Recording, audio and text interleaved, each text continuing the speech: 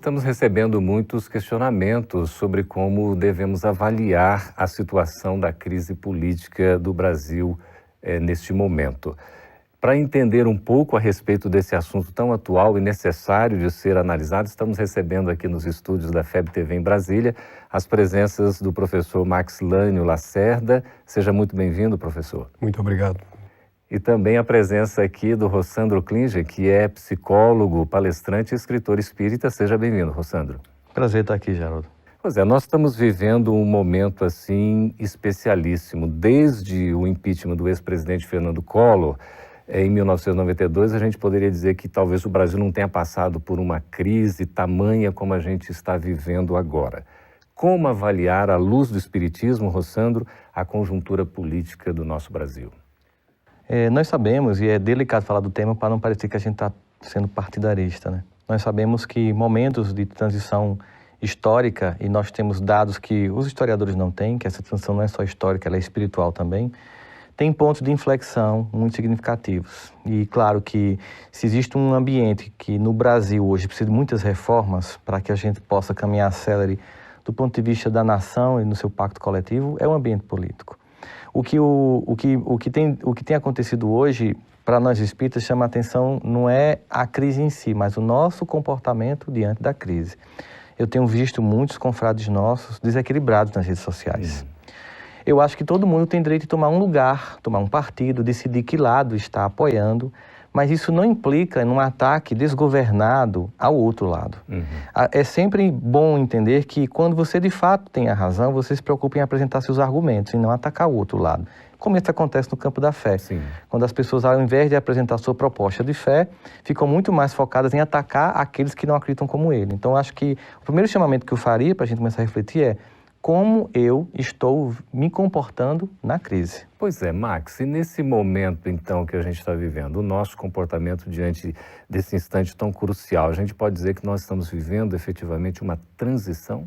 Não há dúvida. A transição está em fluxo na Terra há muito tempo e ela agora está tomando um alto que fica notório em nosso país, notório no mundo. Estamos assistindo vários fenômenos sociais no mundo, como as migrações, e aqui no Brasil não somos diferentes. E é esse o momento em que nós somos colocados à prova, porque se nós, como doutrina espírita, tomamos Jesus como guia e modelo, é nessa hora que nós temos que lembrar das palavras deles: tomai sobre vós o meu jugo e aprendei de mim, que sou manso e humilde de coração. Porque somente assim é que nós mostraremos se realmente estamos praticando aquilo que a escola religiosa que nós assumimos para nós nos ensina. E Jesus é o momento chave para nós em todas as situações de crise, além das situações normais. Então, comportamentos como o Rossandro falou, de pessoas que saem postulando posições que não são cristãs, mostram que essas pessoas não estão assumindo a postura cristã no momento chave de mostrar quem são. É o momento de nós, espíritas, sermos pacíficos, serenos, para que esse momento seja menos turbulento do que naturalmente já o é. Então, Rossandro, a gente vê muita gente reclamando, né, desse momento difícil que a gente está atravessando. Mas qual deve ser, efetivamente, a nossa postura diante dessa crise? De fato, e o Marx está falando isso de forma muito clara, que não significa dizer que a gente vai ser omisso. Né? Ser brando e pacífico, e Marx deixou isso muito claro, não é ser omisso. É natural que você tome alguma posição. É como você toma essa posição que é preocupante. Eu cheguei a alguns amigos pessoalmente e disse: se você conseguisse fazer no seu Facebook, ou no seu Instagram, ou no Snapchat, nas suas redes sociais de um modo geral, com a intensidade de postagens e a frequência e o espaço de tempo que você faz divulgando o Evangelho, seria fantástico. Muito melhor. Não é? Porque assim, se você conseguisse defender a causa do Cristo com a intensidade que você defende este ou este partido, esta ou esta pessoa, eu veria mais resultado. Porque, afinal de contas, são pessoas falíveis que, se as circunstâncias políticas mudarem, podem estar novamente juntos nos palanques. Pois é. E as pessoas têm tido conflitos familiares entre grupos espíritas, as pessoas têm levado uma bandeira para dentro da instituição que não é a nossa, porque a nossa é a do Cristo. Nós temos, como cidadão, que chegar lá fora e exercer nosso direito a voto e nossa opinião política, mas é sempre a forma. É como o Marx está dizendo, a gente está vendo, o que a gente está vendo? No momento de crise, eu tenho que demonstrar se o meu treino de ser em reforma vai se manifestar aí. Porque o que é que eu estou mostrando agora? Eu estou mostrando a exacerbação, digo que a timeline do Facebook ou do Instagram é como se fosse uma linha que vai demonstrando sua conduta. Você está projetando quem você é ali. Está nos faltando um pouquinho, talvez, de discernimento? Discernimento talvez sim, mas talvez força moral para se colocar como nos devemos colocar e não como nós queremos nos colocar. Porque o personalismo, Geraldo, tem sido a causa das maiores derrocadas de nossas sociedades humanas. E nós aqui no Brasil não somos diferentes. Como nós tomamos um livro como este aqui, que é Brasil, Coração do Mundo, Pátria do Evangelho, nós vamos encontrar esse autor que fora encarnado entre nós, dizendo, Humberto de Campos, dizendo que o nosso país foi tutelado até antes de se tornar república pelos nossos benfeitores de perto. E depois que se torna república, ele passa a ter maioridade. E os nossos atos agora são de nossa responsabilidade direta. Não temos mais a tutela anterior. E é por isso que nós precisamos, espíritas, posicionar-nos evangelicamente de fato, para que não haja esse procedimento que nós assistimos tão fortemente na sociedade humana. Então, Rossandro, não seria um pouco contraditório nessa questão da programação do Brasil como coração do mundo, pátria do Evangelho, e a gente vivendo tanto conflito, afinal de contas? É sempre bom lembrar que Jesus disse que veio para os que estão doentes e não para os que estão sãos. Então, em qualquer circunstância que o mestre se apresente, todos aqueles que se candidatam à sua presença, que estão num templo espírita evangélico, ou numa igreja católica, ou num país cristão, está num ambiente de almas doentes. Então é natural que em um ambiente de almas doentes você veja doentes, você veja falência moral. E é o chamamento justamente porque é o poder do Evangelho. Ele dizia assim, aquilo que eu trago é tão forte, tão impactante, e é de um amor tão incompreensível, que é para resgatar pessoas que nem acreditam em si. Então é muito fácil nesse momento a gente estar em descrença. Mas o que a gente observa é muito pelo contrário. É o poder do amor de resgate do Cristo, não só no plano individual, mas também no plano coletivo. E a gente pode afirmar que somos doentes espiritualmente, Max? Geraldo, quanto a mim pessoalmente, não resta dúvida alguma dessa realidade. Eu digo sim, né? Sim, sem dúvida. Ora, se nós observarmos, nós vamos lembrar que Allan Kardec disse que se reconhece o verdadeiro espírita pela sua transformação moral, o olhar para si e reconhecer os seus pontos já evoluídos, já conquistados, mas também reconhecer, sobretudo, os pontos que precisam ser melhorados. E depois ele diz que se reconhece o verdadeiro espírita pelo esforço que faz para domar as más tendências. Então, cada um meça o esforço que tem que fazer para domar as más tendências e se categorize em são ou doente. Cada um de nós tem a livre análise de si, né? Não é uma análise fácil, né? E a conclusão pode ser, inclusive... Se concluir que não está doente, é o mais doente de todos. Pois é, a gente tem uma pergunta aqui interessante também, que é em termos do espiritismo. A gente está falando, né? Como é que o espiritismo, de fato, pode contribuir para ajudar o Brasil nesse momento, né? O progresso do Brasil. Mas nós vamos para um breve intervalo, Rossandro e Max também, e voltamos daqui a pouquinho. Você continua nos acompanhando, por gentileza, que a gente volta com a resposta.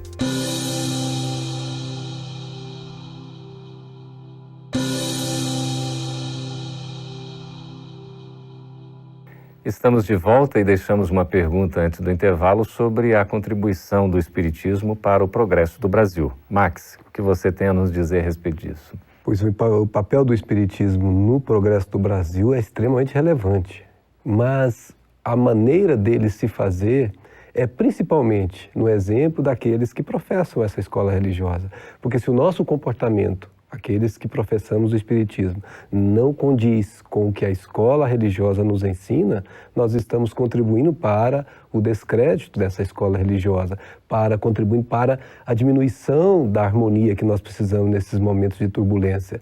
Por isso, mais do que só falar é importante, mas viver a mensagem, ser pacífico ao se manifestar, ser pacífico ao votar, ser pacífico ao se pronunciar o que vai impactar sobre os outros, porque nós sabemos que a nossa posição influencia no meio, e essa influência é uma das grandes cartadas para a harmonização deste país. Rossandro, você acha que a gente está se deixando envolver por essa situação toda e, de repente, não correspondendo a esse comportamento ético cristão espírita? Tem muita gente. Eu acho que, como o Max fez aquela observação sobre cada um faça uma avaliação de si, eu acho que nos cabe cada um fazer uma autocrítica de como eu estou me manifestando nesse momento.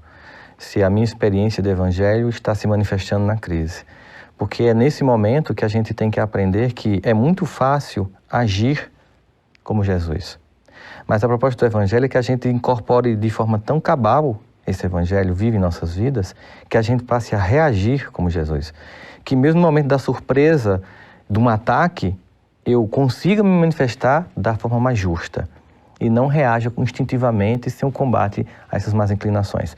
Então é importante que cada um de nós faça uma reflexão sobre sua própria vida, a cota do que Santo Agostinho nos propõe no Livro dos Espíritos. E nesse momento eu diria que em crise não é nem ao final do dia. Eu acho que a cada fim de hora, a gente tem que fazer um checklist de como é que eu me comportei nos últimos 60 minutos para que eu esteja num processo de vigilância sobre pautar a minha vida de um novo modelo. Já não significa, né, Sandro, que isso é fácil, né? Não. Isso não é fácil, não porque os impulsos atávicos que nós trazemos para reproduzir é muito mais de reagir do que de agir. Exato. Mas se estivermos vigilantes, como você bem colocou, nós podemos corrigir. Ainda há tempo. Há tempo. Nós podemos voltar e refazer aquilo que não fizemos bem e ser, como ele disse, o mestre divino, humilde, o capaz de ser humilde para reconhecer que errou e rever os passos. Aí sim nós estamos mostrando que somos verdadeiramente cristãos. Porque se nós não procedermos assim, se esperar de nós que sejamos já santos, nós não vamos construir nada, porque nós não o somos. Exato, mas na verdade a gente percebe o seguinte, toda experiência que Deus nos manda para a Terra é uma experiência de amor. É sempre com o objetivo de amor. A gente nasce numa família com o objetivo de perdoar e amar. A gente vai a um ambiente de trabalho, que é uma reprodução do modelo familiar ampliado, para aprender a perdoar e amar. A política também é um ambiente de projeção do amor. Então, eu queria perguntar para vocês, e a questão de um político corrupto, como é que fica esse indivíduo perante as leis divinas? Eu acredito que a primeira coisa que tem que vir à nossa mente, inclusive como espíritos reencarnacionistas, é imaginar que nós já estivemos nessa posição. Não ficar julgando o outro. Isso sempre implica que quem nunca tiver pecado, que atire a primeira pedra. Ao mesmo tempo, nós também temos que lembrar que o próprio Cristo dizia, o escândalo tem de vir, mas é daquele por quem vem o escândalo. Isso não quer dizer que é uma condenação cabal, mas que Deus ele é responsável por seus filhos e quando os seus filhos não cumprem o papel que deveriam cumprir, eles vão ter que ser chamados a atenção. Em algum momento, um puxãozinho de orelha do Deus, do Papai do Céu, vai fazer com que haja uma correção de roteiro. Então, certamente, não podemos achar que a corrupção e os corruptores, sobretudo, porque corrupção é fruto de corruptores, vão ficar impunes. Né? Elas vão ficar sem consequências. Inclusive, essas consequências, elas têm como objetivo não é punir ou destruir o corruptor, mas é corrigi-lo, levando à condição de um seguidor do Evangelho. Então, perante a lei de Deus, Max, aquele que muito recebeu, a muito será cobrado, né? Um político, por exemplo, tem a grande oportunidade de ser um representante do povo, enfim, ele não é um grande responsável? Sem dúvida, mas vejamos, há um planejamento reencarnatório. Nenhum de nós desce aqui a passeio. Nenhum de nós desce aqui desprovido de um programa espiritual em que nós tenhamos os nossos papéis relevantes destacados. Ora, se eu assumo uma posição de vir como político, é certo que eu terei que responder por isso. E, obviamente, quanto mais voltado ao Evangelho, quanto mais voltado ao conhecimento dos princípios reais da vida, mais facilidade eu tenho para errar menos. Não significa que não erraremos, mas erraremos menos. Então, nós temos que ter misericórdia para com aqueles que estão comandando este país, seja em que posição for, porque a carga sobre os seus ombros é muito maior do que nós costumamos imaginar. Estar na posição deles implica em estar carregando fardos pesados. E como Rossandro bem lembrou, cada um responderá pelos seus atos. Nenhum de nós passará em branco. E isso tudo é aprendizado, não só para eles, mas um aprendizado coletivo, porque aqueles que hoje fazem os comentários perniciosos acerca daqueles que estão lá, poderão estar lá, também sendo objeto das mesmas chincalhas, né? Porque, na verdade, eles não sabem que o mundo é um mundo que volta, nós estamos um processo de ir e vir, né? E o povo, nesse caso, como é que fica? A manifestação do povo de uma maneira mais ordeira, a gente pode dizer que está havendo uma evolução nesse sentido? Sim. Eu acredito que não há como negar que a gente tem visto, primeiro, uma participação mais intensa e mais harmoniosa. Não é somente mais harmonia, mas mais intensidade de participação. Nós temos o novo, que são o advento das redes sociais, que permitem uma participação direta. A gente viu, enquanto que os congressistas votavam no domingo, os comentários, tanto jacotos como também críticas mais serenas e mais objetivas, eram feitos nos grupos, e isso também mostrava uma participação das pessoas, porque faz parte da regeneração o empoderamento das massas. No momento em que você tem essa transição para um novo momento, significa dizer que as pessoas que concentravam poder diminuem essa concentração e as massas são empoderadas. Isso acontece no plano da política, da economia.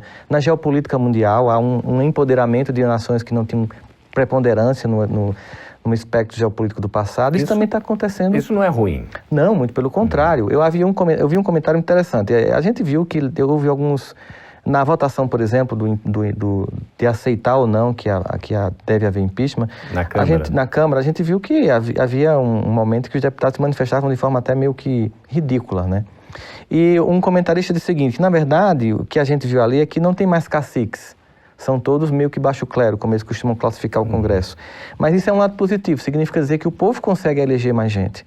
Então tem mais gente do povo, não grandes caciques, grandes coronéis da política estão só lá. Mas o que é que a gente tem que trabalhar agora? É qualificar melhor esse representante do povo que vai, né? Então, mas a gente está tendo aí aumento da participação popular, inclusive das divergências, de pessoas que defendem, por exemplo, a homoafetividade, outros que são homofóbicos, mas estavam lá no Congresso representando seus grupos. Isso é uma democracia. Então, Max, para diminuir essa questão da corrupção, necessariamente a gente tem que passar por um processo de reforma moral. Com certeza. Daí porque, como disse Jesus, ide e pregai. Nós precisamos levar esses valores, esses princípios que são eternos, que são duradouros, a todas as pessoas. Então, nós espíritas, quando fazemos um programa desse, estamos tendo a oportunidade de comentar sobre esses valores que são esquecidos, às vezes, no trabalho que se conduz lá. Pois é, Max e Rossandro, nós estamos conversando sobre um assunto tão importante, né? Se você estiver gostando aí do nosso programa, quiser acessar este e outros programas também, você pode ver o nosso canal aí, Gotas de Luz, no YouTube. Fique à vontade. A gente vai para um breve intervalo e volta daqui a pouquinho já para responder as perguntas dos nossos espectadores.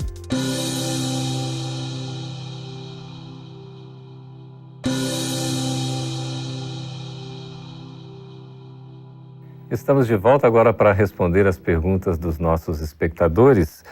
É o Paulo de Tarso Pereira Viana de Brasília, Max. Ele pergunta o seguinte: como se posicionar politicamente neste período conturbado do Brasil?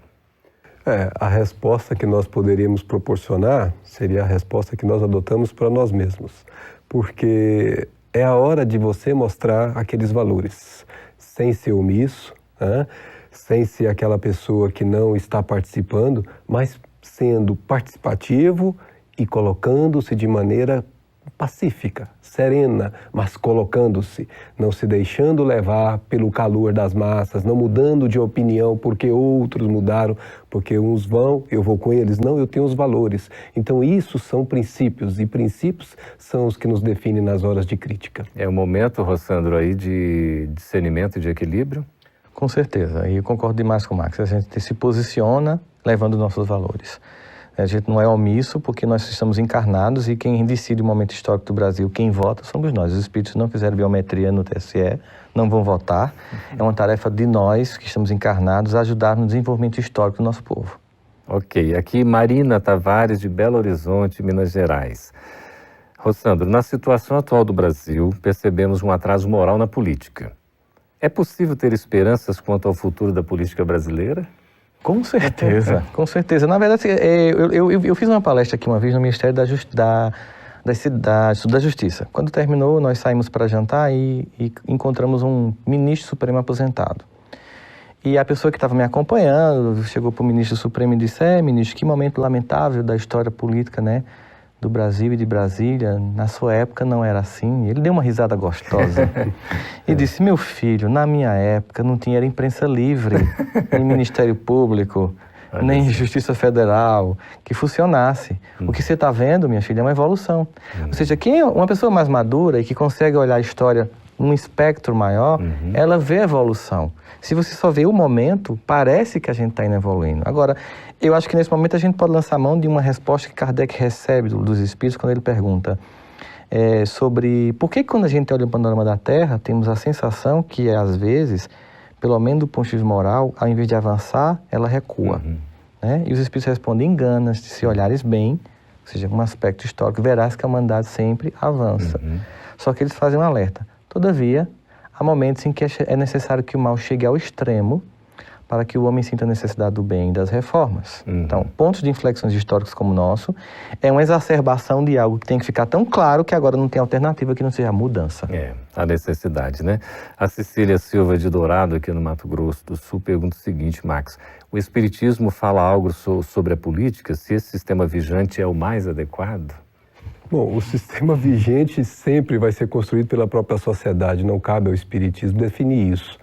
Mas o Espiritismo, sim, se você pegar o livro dos Espíritos, a sua terceira parte, que são as leis morais, ali é uma aula de política, como deveria ser feita, né? Porque esta é vamos dizer assim, a causa da nossa falácia política, que foi colocada na questão anterior, por não seguirmos esses princípios, que são princípios não do doutrina espírita, mas são princípios que são da vida. Se nós respeitarmos o outro, fizermos ao outro o que gostaríamos que o outro fizesse a nós, seja na condição individual ou de sociedades, nós estaremos vivendo em harmonia, em paz. Então, partidos é exatamente o que a palavra está dizendo, partes. Nós temos que nos juntar e construir uma fraternidade real.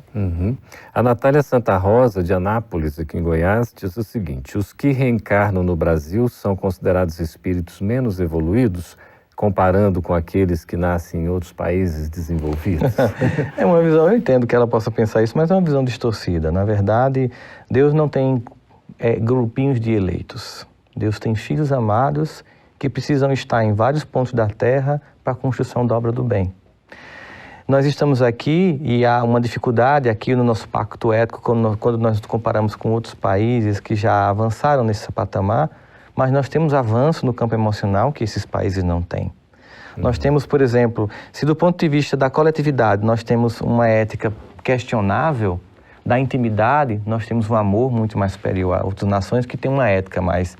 Porque muitos desses países que ela deve estar usando como parâmetro de comparação para o Brasil são países em que as ruas são mais limpas, as pessoas são mais ordeiras, mas são mais depressivas, mais drogadas e mais suicidas.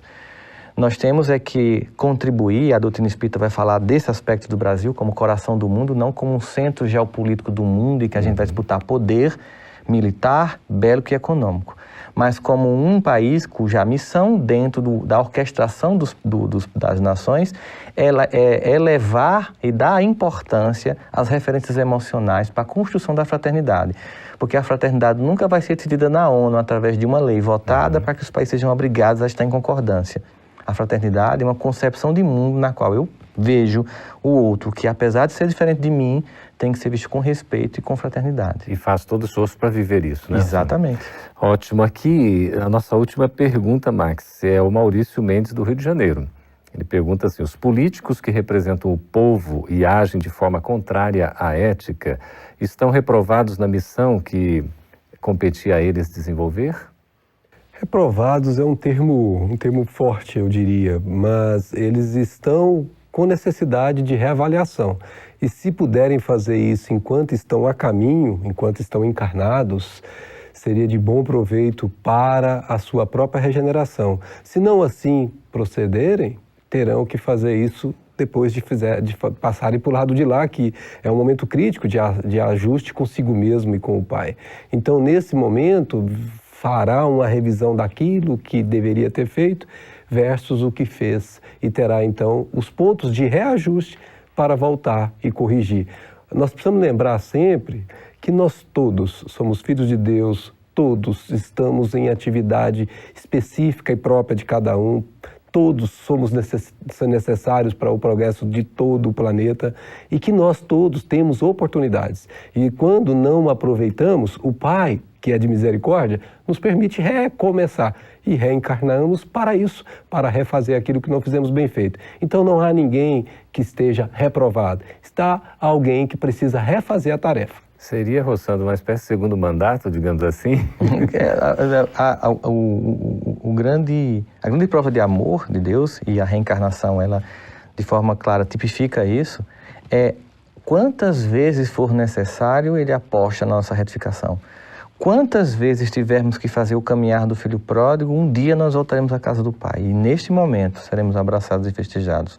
Então nunca vai haver uma reprovação, vai haver sempre a necessidade de fazer uma recuperação, que Deus permite, e nem tem prova final. Na verdade, a gente está sempre disposto a passar novamente, talvez pela mesma classe, para finalmente concluir o curso, que é o que a gente está fazendo aqui agora, individualmente e no Brasil, no panorama político. E nós temos esperança, então, para esse momento, Max? Com certeza, a esperança é aquilo que nos mantém vivos. Sabemos que tudo passa e que os momentos seguintes serão sempre melhores. Graças a Deus, né? Nós conversamos aqui, agradecemos a presença do Rossandro Klinger e também do Max Lânio Lacerda. Obrigado pela presença de vocês. Nós que agradecemos. Muito obrigado. Com certeza, muito bom estar aqui. E também agradecemos a sua companhia, a sua presença, as perguntas que vocês fizerem. Continue escrevendo para nós aí, tem um vídeo à disposição para vocês anotarem o endereço e nós somos muito agradecidos. Até o próximo programa.